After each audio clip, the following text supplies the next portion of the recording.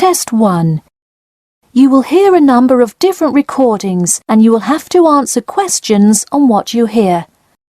There will be time for you to read the instructions and questions, and you will have a chance to check your work. All the recordings will be played once only. The test is in 4 sections. At the end of the test, you will be given 10 minutes to transfer your answers to an answer sheet. Now turn to Section 1. Section 1. You will hear a telephone conversation between a travel company employee and a customer. First, you have some time to look at questions 1 to 5.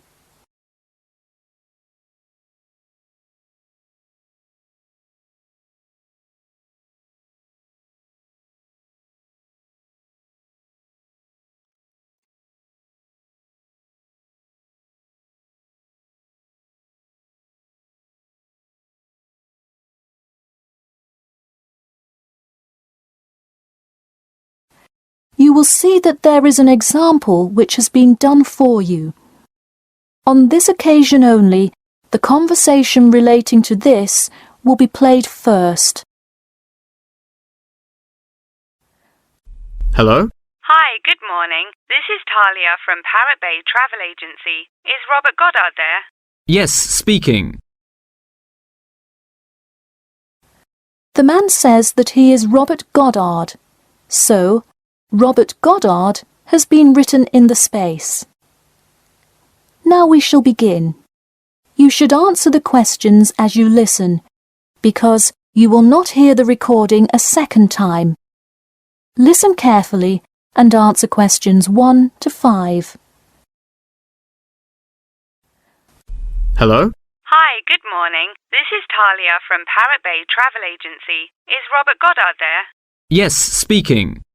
I'm so sorry that I made such an early phone call, and I'm calling to ask a few questions about your most recent vacation. Could I have 5 minutes of your time? Sure thing. Great, thanks. Now, I see here that you visited Melbourne. Was this your first visit to Melbourne?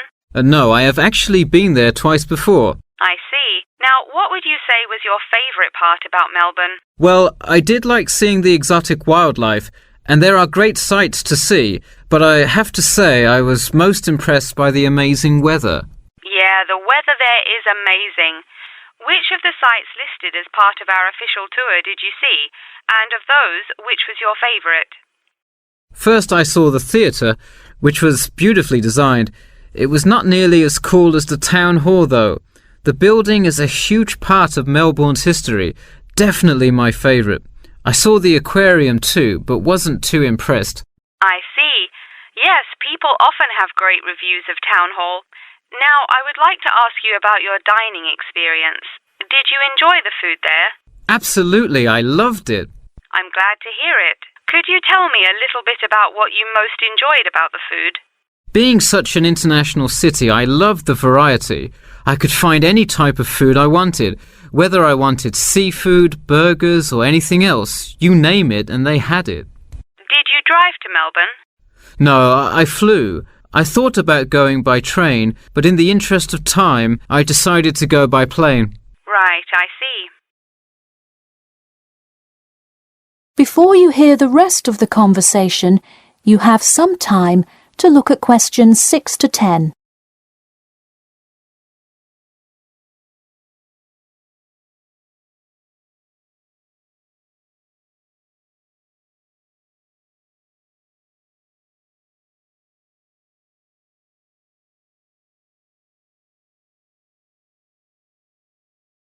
Now listen and answer questions 6 to 10. And would you mind telling me whether you are under 20, between the ages of 20 and 40, or older than 40? It would be nice if I was still under 20. My vacation probably would have been quite different. Actually, though, I just turned 41 last week. Oh, happy birthday. So, did you treat yourself and fly first class? No way. I would love to have a budget that high. I'm more in the mid-range income level. I wasn't always, though. I spent much of my life in a low-income household. I see. That answers my next question then, of income level. And what was the purpose of this visit? I had to go there on business a lot before and decided I would go there for tourism this time. I see. And what is your occupation? I am mainly a computer programmer.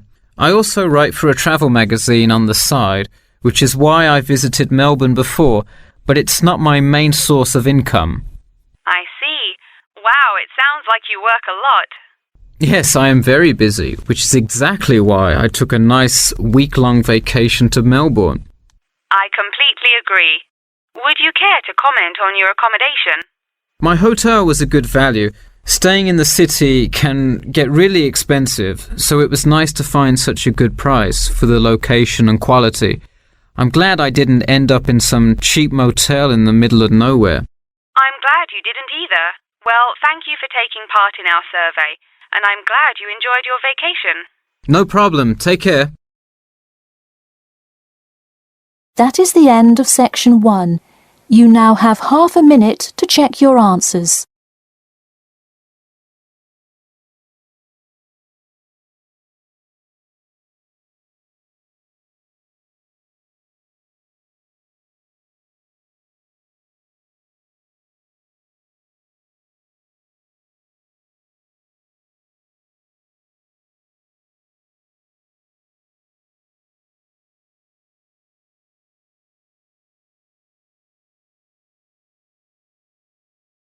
Now turn to section 2. Section 2. You will hear a talk about the main points of interest and the improvements made in the area. First, you have some time to look at questions 11 to 15.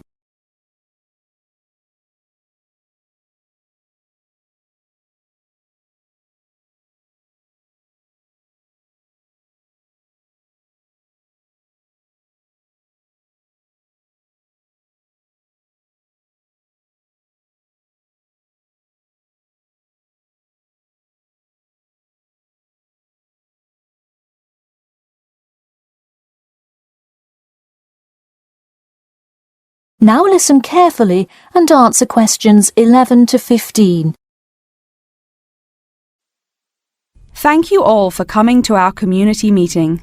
As you know, we're excited to unveil our improvement plan as we look forward to the influx of tourists in the summer months. I'll start with a quick overview of the main points of interest in the area for anyone who may not quite know his or her way around yet, and then I'll get to the improvements made. First off is my favourite, the Science Museum, which is on the corner of St George Road. If you have not visited yet, I encourage you to go before the busy season. It is absolutely spectacular. There is even a flight simulator you can try out. Just west of the Science Museum is the National History Museum. It's a sight not to be missed as well, with each floor devoted to a different era in our nation's history. There are special exhibits for children with interactive games and fun history lessons too. If you're looking for parking, it is available on the intersection of Queen Street and South King Street in the car park. Standard hourly and daily rates do apply. The best place for souvenirs is the shopping mall, though it gets extremely busy during peak times. You can get there from the Tube or the entrance on Timber Road, just south of Cornwell Road. This area has students everywhere, usually from the primary school across the street from the shopping mall. Classes often take field trips and engage in guided tours through the area. So that's the overview of the main sites, and hopefully by now I've given you a general idea of the area. Before you hear the rest of the talk, you have some time to look at questions 16 to 20.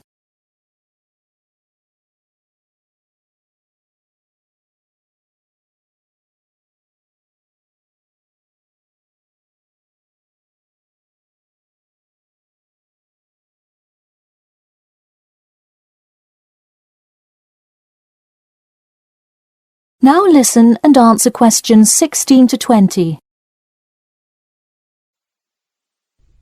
Now I'm going to outline the improvements we have made in our efforts to make the experience even better for each and every one of our visitors. You probably noticed when you first drove into the car park this morning that there is now additional signage to help avoid confusion. The directions were not entirely clear at first, so we have increased the number of one-way signs indicating the correct direction of traffic flow. Not far from there, in line with our mission of giving back to the community, we constructed a brand new playground for the primary school. It is really something to be excited for. The equipment is state-of-the-art and includes swings, a small climbing wall, and even an obstacle course. Now we'll head north and take a look at the Science Museum. In response to our feedback from past visitors to the museum, there is now free information available outlining not only upcoming IMAX showings, but also natural wonders like meteor showers, eclipses, and other cool natural events. The Science Museum isn't the only museum improving the experience of its visitors. The National History Museum has added an entire new wing to its facility to accommodate the large crowds of people gathering to see the Civil War exhibit, Inventions Timeline exhibit, and other wonderful sections of the museum. The increase in space will definitely give a more calm, comfortable experience for visitors. And finally, remember when there was actually a line at the mall entrance from the tube station? It was terrible trying to get anywhere from the tube because foot traffic got so backed up sometimes. We have addressed that by adding another entry point into the mall from the other end of the platform to disperse the crowd. So those are the major improvements we have made. Clearly, having too many people that want to visit and enjoy what our community has to offer the public is a good problem to have, and I am confident that we have made the changes necessary to accommodate the growing interest in the area. As always, we welcome any questions, comments, or concerns about the new improvement plan. In a few minutes, I will open up the floor for questions, but you can also contact me or any other board member by email or through the city website. Thank you for coming, and I now encourage you to stay for the questions and answers panel occurring between now and 10:30. That is the end of section 2. You now have half a minute to check your answers.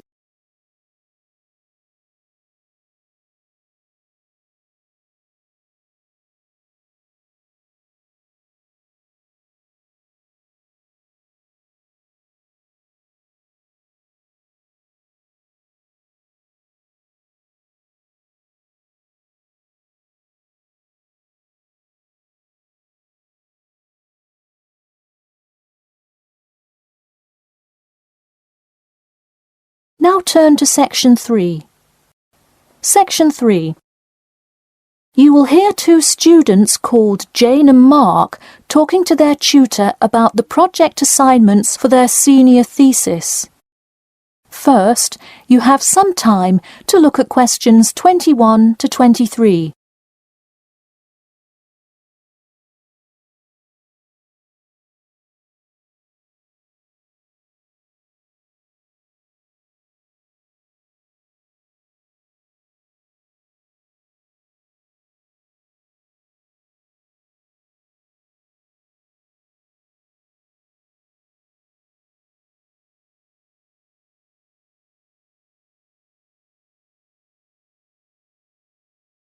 Now listen carefully and answer questions 21 to 23.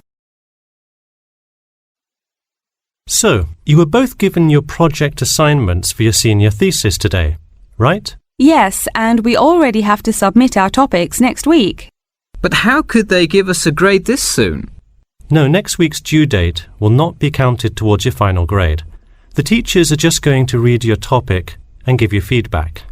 Oh, I see. So first we should come up with our topics, and then what? Well, once you know what you want to study, you need to think about how you'll study it. You need to decide on your research methods. The methods will be the main part of your paper. What about the results section?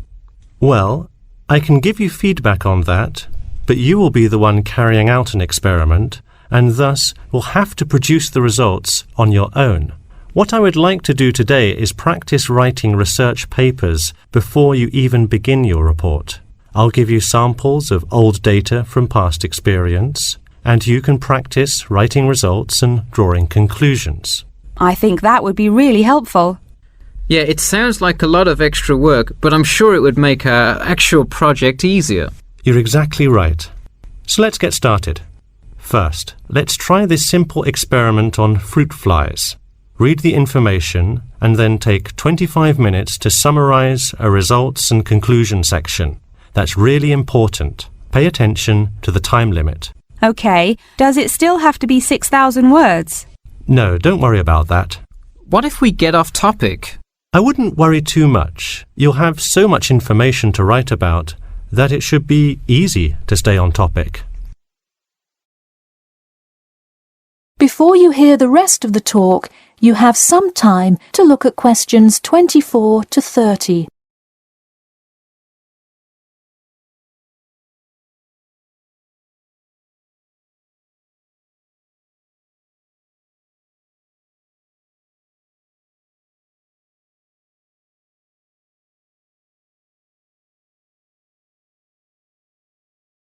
Now listen carefully and answer questions 24 to 30. But what about other sources? Well, for this assignment, you can use the one from your textbook. In your actual paper, you should find old experiments that support your topic. So do we need to find different types of sources? For instance, should I be conducting lots of interviews to use in my paper? No, there's no need to conduct lots of interviews or anything like that. OK, I'm ready to get started. I'm still a little confused, though, on how we should format our paper. Don't worry about it for now, but on your final paper, make sure to pay attention to the format. It should follow the guidelines exactly. Oh man, I'm starting to understand why they give us all semester to do this. Are there any other small details like that we should know about? Not a whole lot. Make sure you provide 2 copies. One for your teacher, of course, but one for yourself as well. And of course, you know the due date, right? It's April the 11th, right? What? No, it's May 11th, right? Yes. The due date is May 11. Write it down. Oh wow, yeah, I need to note it. Also, I'm having trouble finding information on my topic. What if I can't find enough good sources? It's all right to change your topic. Just make sure to do it before the beginning of April. Oh really? Wow, I'm definitely going to change it then. Just make sure to write a note to your teacher letting him or her know. OK, so getting back to writing this sample paper, where do we start? Should I just explain the experiment and what happened? Well, you need to start with your hypothesis. What you think will happen, and then describe your procedure. Then you can write up the results and your conclusions. Oh boy, I don't know if I can handle any more instructions. That is the end of section 3. You now have half a minute to check your answers.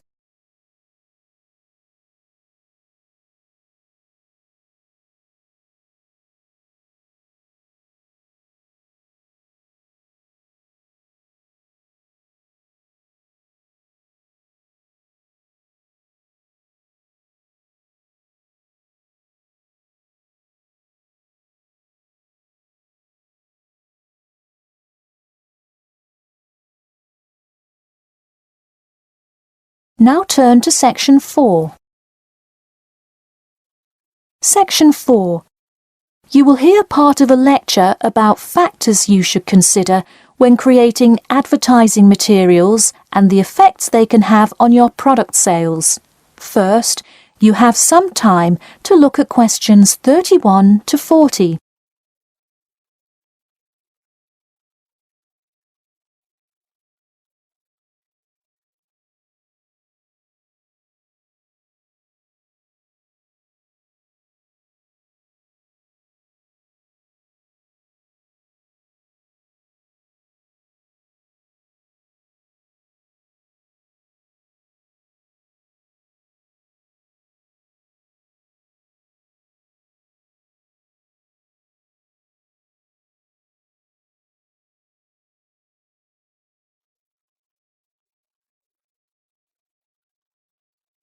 Now listen carefully and answer questions 31 to 40. Hello class, and welcome back to Marketing Strategies.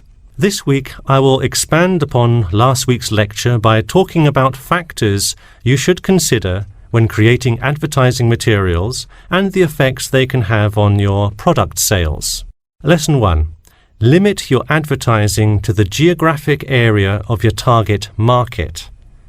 Though you may have a product that people want in a large area, the distance that customers are willing to travel is a significant factor in their choice of where to purchase that product. Take this example. If you're really hungry and decide you want a burrito, would you choose the restaurant that is a block from your apartment, or the one that is just as good, or even slightly better, across town? Of course, you'd pick the closer restaurant. Next, there's the method of communication to your target market. How do you decide among radio ads, TV commercials, flyers, or even word of mouth?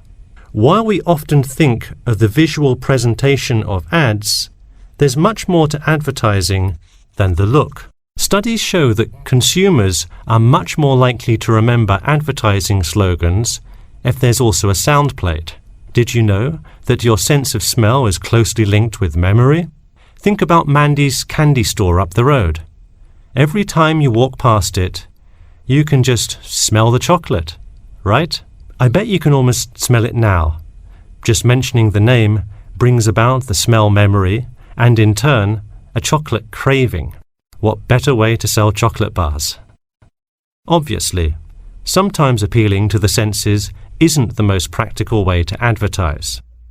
For example, it's a good idea to come up with a marketing strategy that adapts to the product, especially digital products. The flexibility of this kind of products is extremely important, so it's very common for advertisers to form one single layout for all of their ads, the visual, the medium, even the majority of the content, and simply update the ad each time they come out with a new version. Remember, advertising is all about stirring up the right feeling in your potential customers, whether by stimulating the senses, appealing to the intellect, and so on. Once the customer experiences the ad, the important thing is his or her reaction. Someone could love the ad you made, but unless he or she considers buying the product, you've failed to get the reaction you were looking for.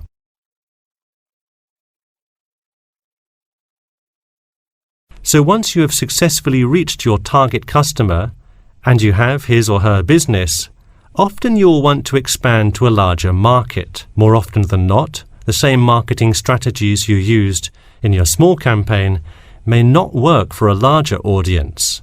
The larger you scale your product, the more factors you must consider. For instance, Apple operates worldwide, so they must tailor their advertising for each market they enter. Often you'll see Apple ads on international flights that appear not only in English, which is the lingua franca of most regions, but also in the native languages of the majority of passengers.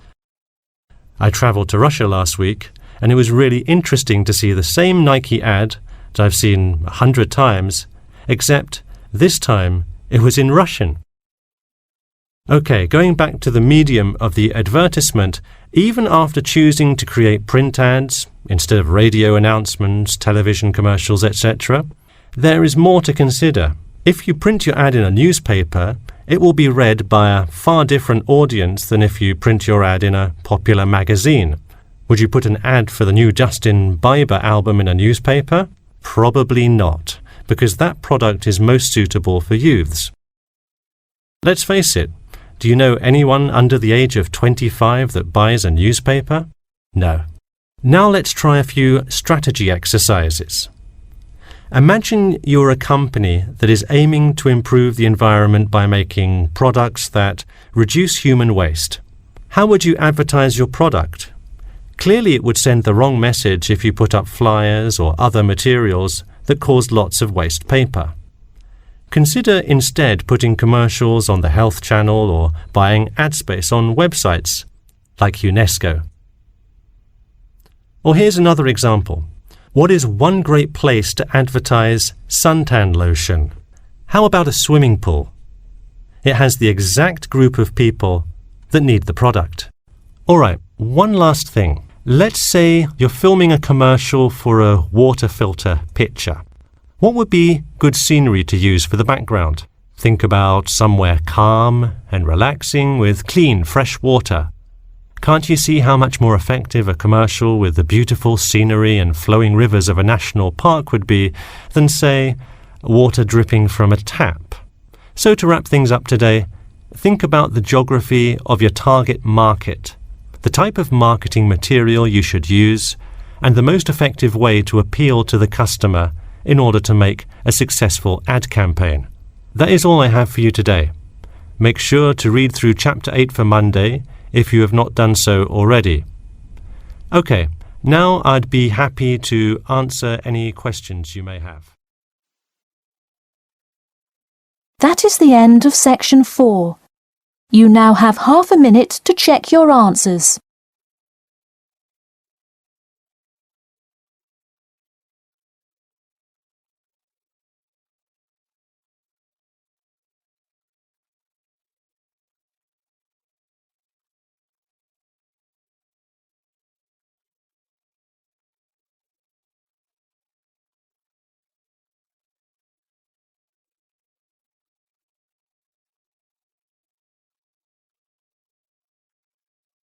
That is the end of the listening test.